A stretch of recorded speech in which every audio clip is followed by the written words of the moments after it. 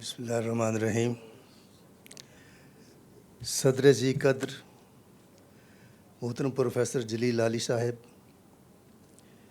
میرے محسن دیرینہ، میرے بہت ہی قابل احترام بھائی اور بے شمار جہتوں سے میرے استاد محترم برادرم شبیر رحمانی صاحب، مہمانان والا شان، حاضرین با تمکین، نقیب محفل نے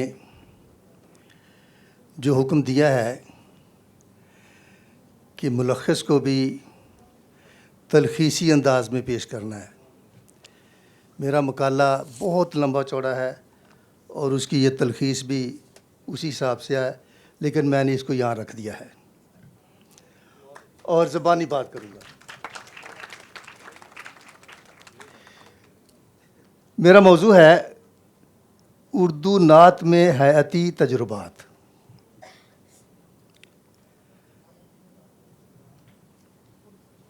نعت میں جو سوچ، جو فکر، جو مواد، جو متن، جو موضوع پیش کیا جاتا ہے،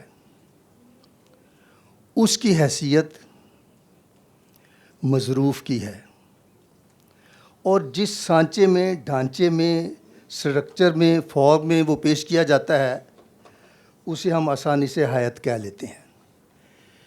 ایک سادہ سی مثال ہے، کوئی بھی سیال شے، مثلا پانی، اسے آپ جس بھی برتن میں ڈال لیں گے وہ اسی کی شکل اختیار کر لے گا۔ تو نعت کا تعلق چونکہ موضوع کے ساتھ ہے اور موضوع بڑا بابرکت ہے کہ حبیب رب جہاں صلی اللہ علیہ وسلم کی صفت و ثنا، لہٰذا یہ جس بھی ظرف میں ڈالی جائے گی اسی کی شکل اختیار کر لے گی۔ ہمیں نعتیہ رباعیاں، نعتیہ غزل، نعتیہ مثنوی، نعتیہ قصائد، نعتیہ ہائیکو وغیرہ وغیرہ بہت سی آیتیں ملتی ہیں۔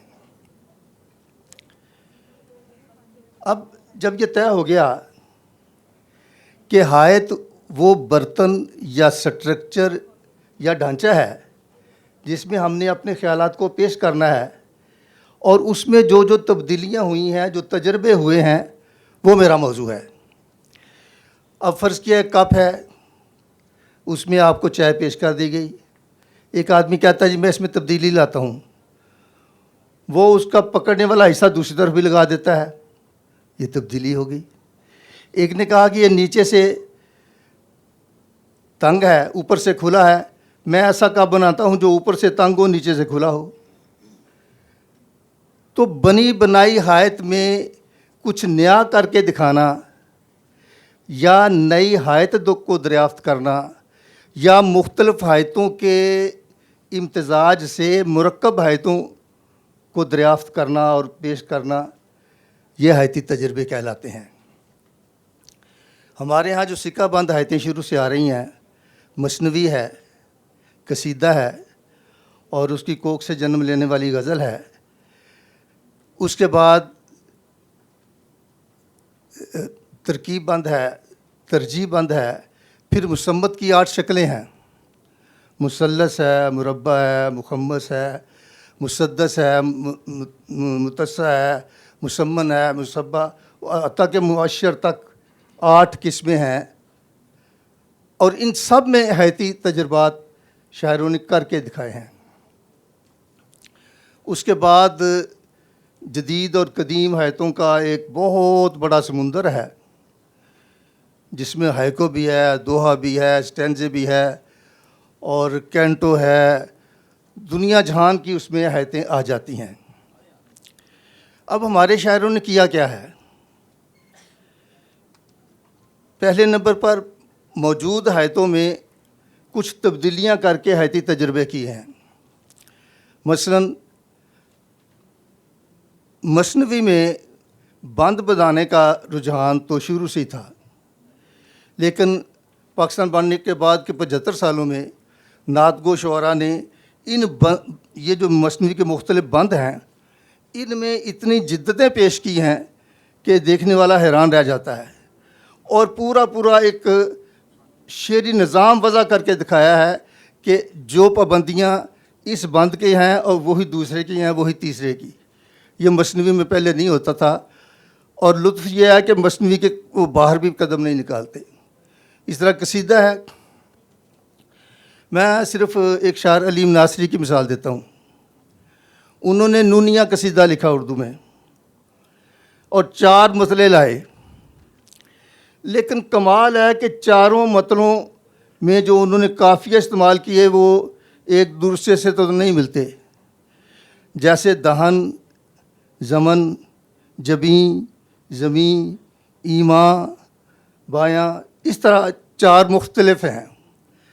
لیکن لطف یہ ہے کہ انہوں نے اپنے قافیے کا حرف روی نون نہیں بدلا.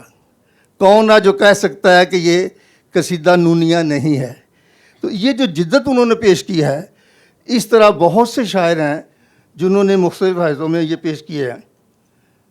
میں بات کو سمیٹتے ہوئے ہائیکو کی طرف آتا ہوں.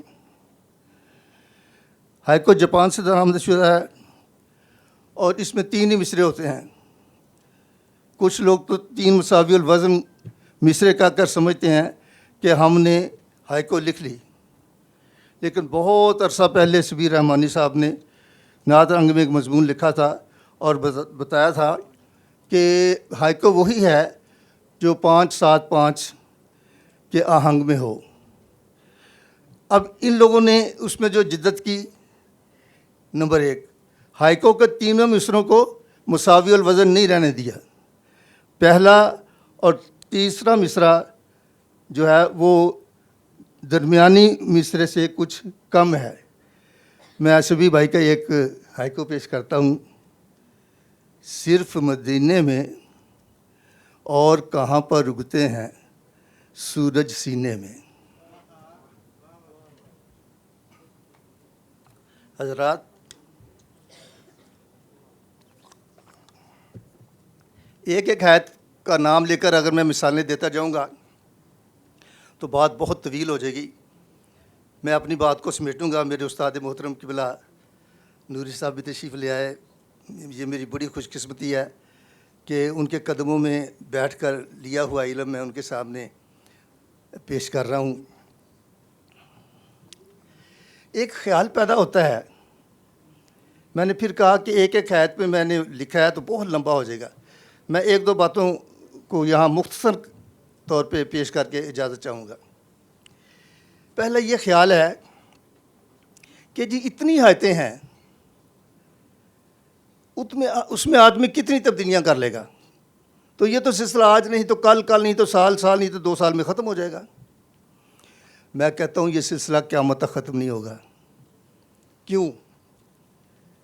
دلیل آپ کے ہاتھوں پہ ہے. حضور علیہ الصلوۃ والسلام کی ولادت باسعادت سے پہلے طبہ اول ہمیری کے ہاں ہمیں نعت ملتی ہے پہلی. اس سے لے کر آج تک 10 نہیں، 100 نہیں، 1000 نہیں، لاکھوں نہیں، کروڑوں لوگوں نے حضور کریم علیہ السلام کی نعتیں لکھی ہیں.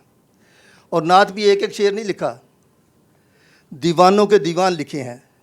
تو مجھے بتا دیں اگر ان میں سے کسی ایک شعر کی سوچ دوسرے شعر سے نہیں ملتی اور وہ کریم اتنا دینے والا ہے کہ سوچ میں اتنی وسعت دیتا ہے کہ اس کا سلسلہ ختم نہیں ہوتا، تو وہ پھر آیتوں میں کیوں نہیں وسعت دے گا؟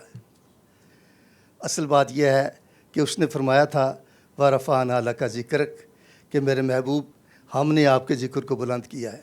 اور جس کے ذکر کو اللہ تعالیٰ بلند کر رہا ہو، ہر لمحہ بلند کر رہا ہو، تو اس کی نئی نئی قومیں، نئی نئی شاخیں، نئے نئے انداز سامنے آتے ہیں. یہی وجہ ہے کہ قیامت تک یہ شعری پیکروں یا حایتوں میں تجربات کا سلسلہ جاری رہے گا اور حضور کریم صلی اللہ علیہ وسلم کی شان و رفعنا لک ذکر کا عملی اظہار بن کر ہمارے قلوب و اذہان کو منور کرتا رہے گا.